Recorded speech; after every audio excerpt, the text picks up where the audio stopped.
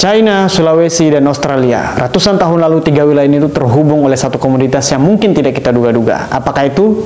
Jawabannya adalah tripang. Satu jenis hewan laut yang bentuknya itu mirip seperti lintah, tapi sebenarnya rasanya itu sangat lezat. Sekarang di pasaran internasional harganya itu bisa mencapai 3 juta rupiah per kilogramnya, dan di pasaran nasional sendiri harganya berkisar antara 800.000 sampai 1.500.000 rupiah per kilogram. Dan negara yang paling banyak mengimpor hewan tersebut sejak ratusan tahun lalu itu adalah China, satu negara adidaya yang sekarang lagi berperang dagang dengan Amerika Serikat. Pada tahun 2023 misalnya, nilai impor teripang di Cina itu mencapai 140 juta dolar. Jepang menjadi negara penyuplai terbesar teripang ke China dengan nilai ekspor mencapai 47 juta dolar, yang kemudian disusul dengan Korea Selatan itu 22,2 juta dolar, lalu kemudian Meksiko dan Malaysia yang nilainya juga itu berkisar antara 20 jutaan dolar. Lalu yang terakhir adalah kita Indonesia dengan total nilai ekspor itu mencapai 10,6 juta dolar US. Meski sekarang mungkin negara kita itu nilai ekspornya paling rendah di antara 5 negara yang tadi saya sebutkan, itu kegiatan perdagangan teripang antara China dan Indonesia itu sebenarnya telah berlangsung sejak ratusan tahun lalu, sekitar tahun 1700-an atau di awal abad 18. Kala itu penyuplai utamanya adalah para pelaut-pelaut dari Sulawesi, siapa lagi kalau bukan pelaut Bugis Makassar, yang mana mereka memperoleh teripang ini tuh awalnya dari perairan Kesultanan Buton. Dalam tulisannya Ibu Heather Sutherland misalnya kita bisa melihat kalau dari tahun 1720-an akhir sampai tahun 1780-an atau sepanjang abad 18, wilayah Buton menyuplai ribuan pikul teripang ke Makassar untuk terus dibawa ke China. Nah, setelah itu memasuki abad 19 atau di tahun 1800-an, lokasi pencarian teripang dari pelaut-pelaut Bugis Makassar ini berubah atau bergeser dari wilayah perairan Kesultanan Buton ke wilayah Australia bagian utara. Pada tahun 1803 misalnya, ada pendatang Eropa yang bernama Matthews Flinders, itu dia bertemu dengan armada Makassar yang dipimpin oleh seorang Bugis bernama Pobasso. Dalam kesaksiannya, Flinders menyebut kalau Pobasso ini membawa sekitar 60 perahu dan krunya itu tuh berjumlah sampai ribuan orang di sana.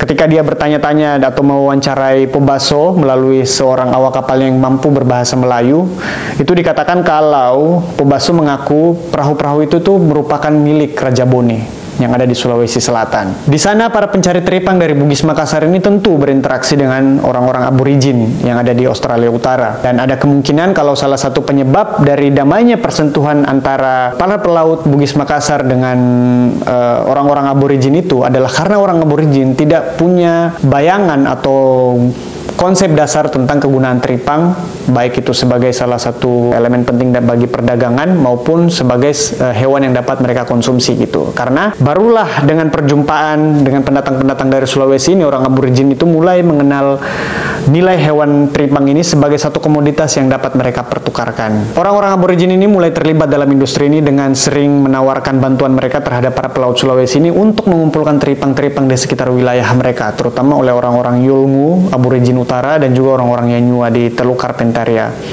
Sampai-sampai eratnya hubungan antara pelaut Bugis dengan orang-orang aborigin ini tuh menciptakan semacam pertautan kebudayaan yang sangat erat sekali. Semua itu berlangsung indah sampai datanglah orang-orang Eropa yang selalu merasa dunia ini berputar di sekitar mereka gitu. Dan ketika proses kolonisasi Eropa di Australia itu mulai menguat, mereka pada gilirannya mulai melarang orang-orang Sulawesi untuk datang mencari teripang di bagian utara Australia. Sejak saat itulah jumlah kunjungan orang-orang Makassar itu secara bertahap dan signifikan itu berkurang sampai mereka akhirnya berhenti datang di tahun 1900-an awal atau di awal abad 20-an. Orang aborigin yang kemudian mengalami kerasnya kolonialisme Inggris di tanah air mereka itu akhirnya mengenang kontak mereka dengan pelaut Makassar sebagai sesuatu yang sangat romantis. Bagi orang aborigin, orang Makassar lah yang memperkenalkan mereka dengan cara-cara perdagangan dan pertukaran barang. Oleh orang Makassar, orang-orang aborigin merasa relatif diperlakukan dengan hormat, perempuan-perempuan mereka itu dihargai, dan ketika armada-armada Makassar yang ada di Australia ini hendak pulang ke Makassar, bahkan ada beberapa orang aborigin yang memutuskan untuk ikut dalam armada tersebut untuk pulang ke Sulawesi.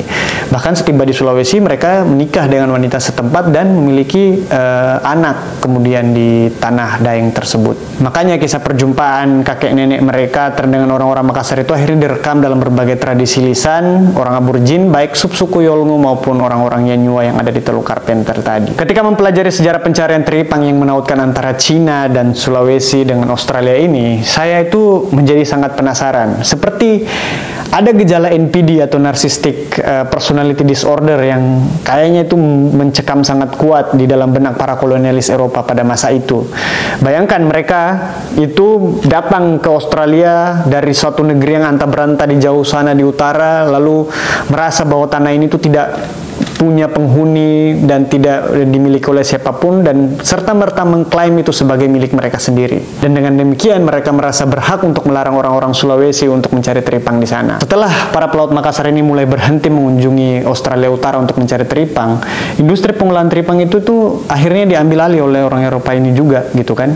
Dan mereka tuh bahkan sebenarnya kala itu belum mengetahui bagaimana cara mengolah hewan ini untuk bisa menjadi sesuatu yang siap untuk dipasarkan secara internasional gitu.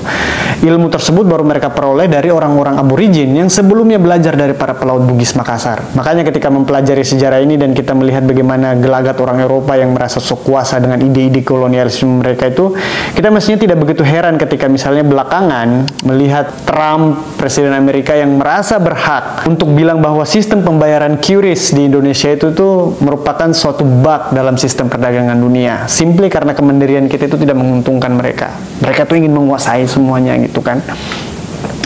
Dan itu merupakan salah satu bentuk manifestasi dari benih-benih pemikiran kolonialisme yang masih tersimpan dalam benak orang-orang tertentu. Asik. Tapi sekarang ketika misalnya kita kembali bicara tentang teripang, ya perdagangan hewan ini tuh sebenarnya sekarang menghadapi tantangan baru yang mungkin bukan lagi soal kolonialisme semata, tetapi lebih kepada soal keberlanjutan, karena di banyak wilayah eksploitasi besar-besaran terhadap teripang itu sudah menyebabkan penurunan populasi yang sangat signifikan untuk hewan ini. Misalnya itu teripang jenis Holoturia scabra atau yang dikenal juga dengan teripang pasir itu sudah masuk kategori rentan punah menurut IUCN. Dan ini tentu merupakan sebuah ironi karena mengingat pada mulanya teripang itu merupakan hewan yang dipungut secara alami di habitat mereka masing-masing, dan akhirnya secara ironis sekarang kita harus membudidayakan mereka untuk menyuplai pasar gitu dan mencegah mereka ini tidak punah karena kebutuhan yang sangat tinggi gitu kan. Jadi ketika misalnya kita bahkan bicara tentang hal-hal sederhana seperti teripang, itu kita bukan hanya bicara tentang hewan laut yang bentuknya unik dan punya harga yang mahal di pasaran, tapi kita bicara tentang sejarah perdagangan global, relasi antar bangsa yang terjadi tanpa kekerasan, kemudian juga kolonialisme yang menyaru dalam logika pasar, dan juga kini itu tentang tantangan ekologis yang menentukan arah masa depan dari spesies ini gitu. Dari cerita ini semoga kita bisa melihat bahwa laut itu sebenarnya bukan merupakan sekedar ruang kosong yang berada di antara pulau-pulau semata, ia merupakan panggung sejarah yang merekam banyak cerita pertemuan, pertukaran, dan juga perebutan, termasuk dalam cerita yang ada di video kita kali ini. Siapa menyangka teripang akhirnya ternyata bisa membuka pintu menuju pemikiran semacam itu. Oke, segitu dulu video kita kali ini, video yang sederhana, tetapi jangan lupa subscribe. Sampai jumpa di video selanjutnya.